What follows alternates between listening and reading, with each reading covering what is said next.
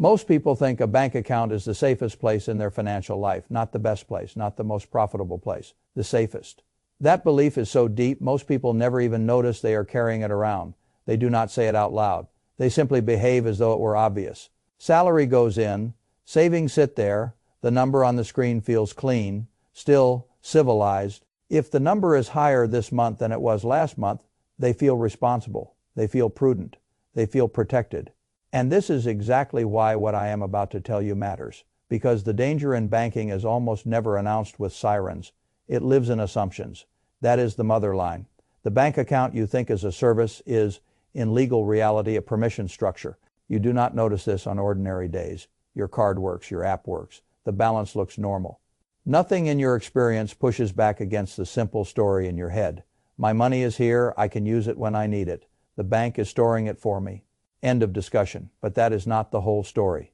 The whole story is buried in the agreement. Most people never read beyond the first page. A document written not to be understood in plain human language, but to satisfy disclosure requirements while preserving the institution's flexibility under stress.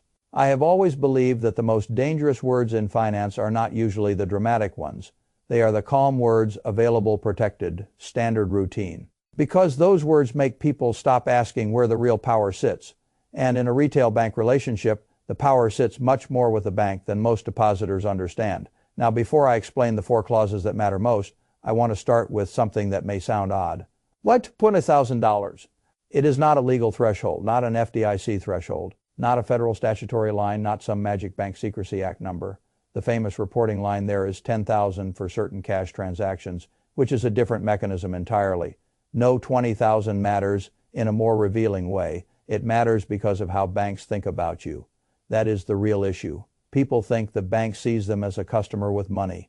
That is not the internal lens. The bank sees a relationship, and every relationship gets evaluated by what it contributes.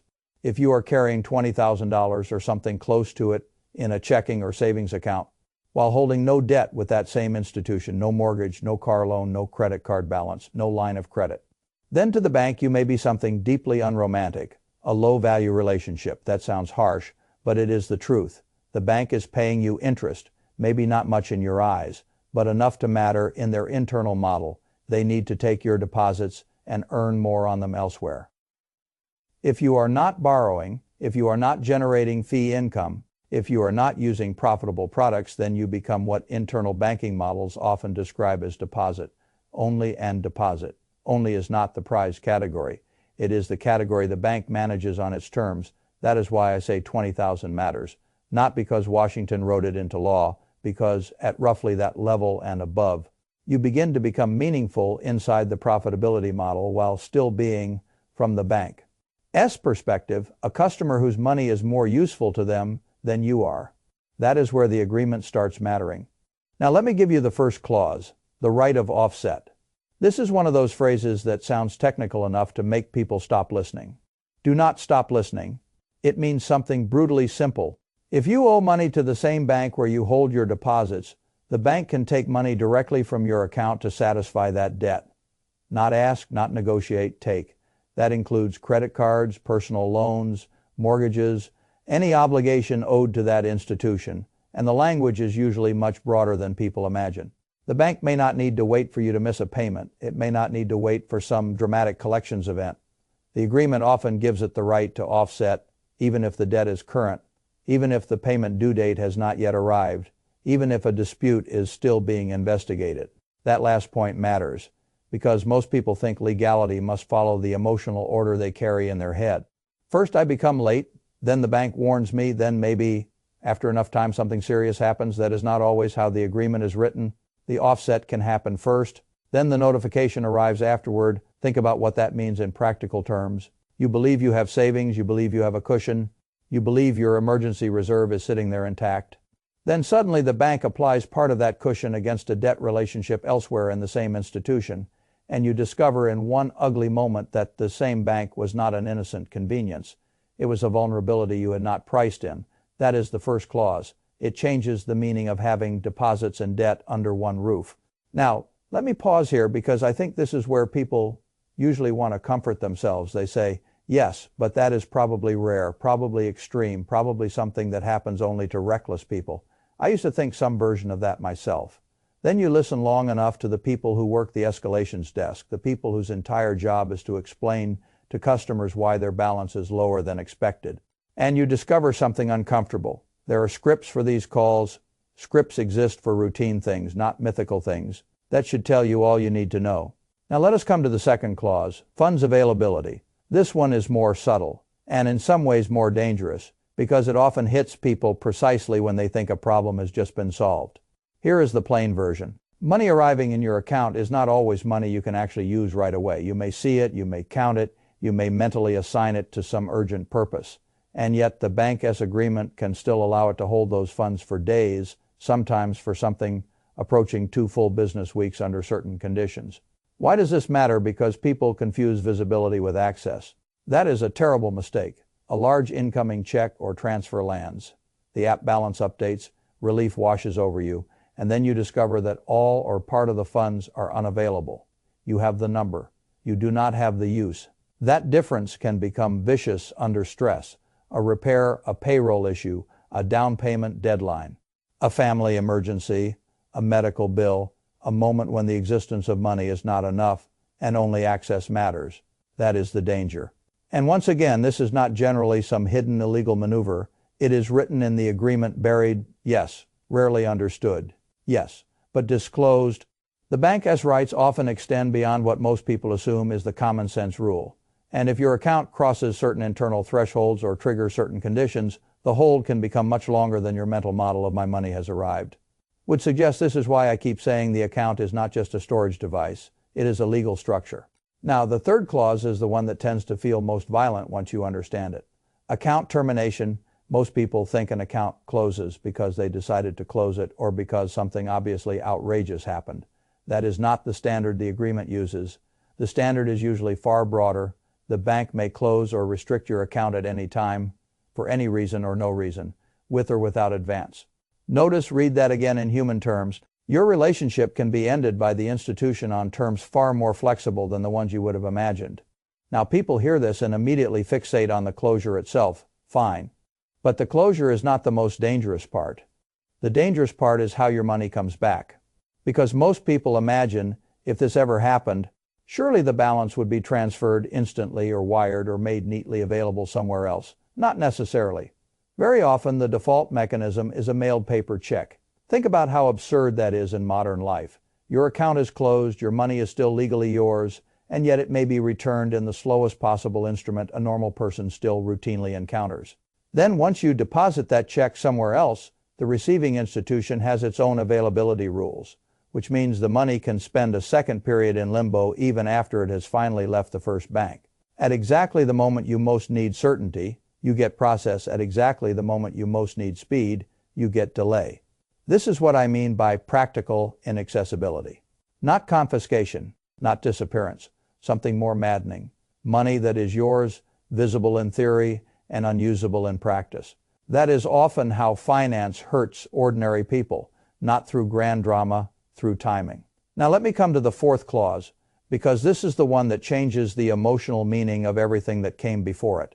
Deposit reclassification. This sounds dull enough to hide from attention forever, which is why it is so powerful. Here is the human translation. The bank can internally move customer balances between account categories for regulatory or reserve calculation purposes without anything visibly changing from the customer's point of view. The balance you see remains the balance you saw. Nothing on your app announces that some overnight internal reclassification just altered how the bank is treating your deposit behind the scenes. That matters because most depositors think the visible balance tells the whole story. It does not. The visible balance tells you what your interface is designed to show you. The internal treatment of that money inside the institution can be something else entirely. And before anyone turns this into melodrama, let me be careful. This does not mean the bank is emptying your account in the night and laughing about it in a boardroom. That is not the point.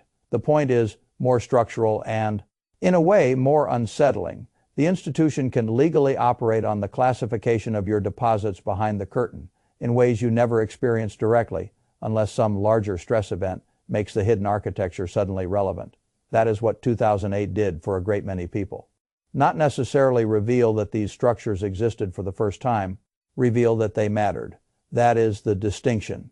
The public usually thinks danger begins when the visible system changes. Real danger often begins in the invisible permissions, long before the visible experience breaks.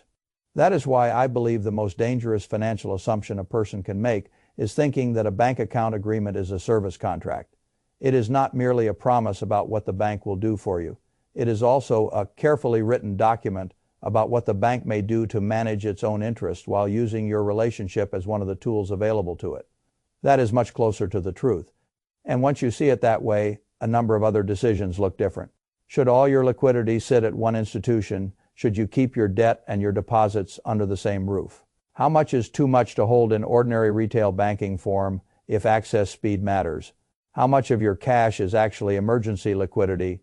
And how much is simply idle convenience resting in the wrong structure because no one ever made you think clearly about the difference?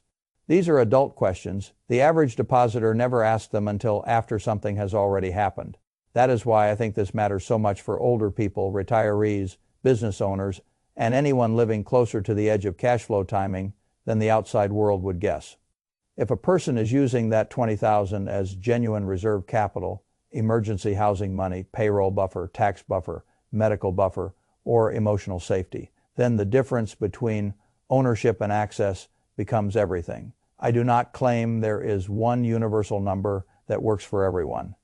That would be dishonest. The right cash position at a single institution depends on your debt relationships there, your need for immediate liquidity, your account type, your other banking relationships, and the role that money is supposed to play in your life. But I do think there is a much better principle than the one most people currently use. Do not ask only whether your money is FDIC, insured, or whether the app says it is there. Ask whether, under stress, the structure around that money still lets it behave like money when you need it most. That is the real question. If the answer is uncertain, then your safe cash may not be as safe as your nervous system believes. Now let me say something else that matters. This is not an argument for paranoia. It is an argument for literacy. The purpose of understanding these clauses is not to panic and build your cash in a field. It is to stop being naive about where legal power actually sits. You do not need to fear the system irrationally. You do need to stop imagining. It is simpler and kinder than the agreement says it is. That is the mature position. If you want my plain Buffett version, it is this. Your bank account is not just a place where money rests. It is a legal relationship governed by permissions you probably never read and assumptions you probably never examined. The bank may offset funds against debts owed to it. The bank may hold incoming money longer than your mental model expects. The bank may close the account and return your funds in the slowest possible way at the worst possible moment. The bank may internally classify your deposits in ways you will never see, unless institutional stress suddenly makes that hidden plumbing matter. None of this means your bank is your enemy. It means your account is not what most people think it is.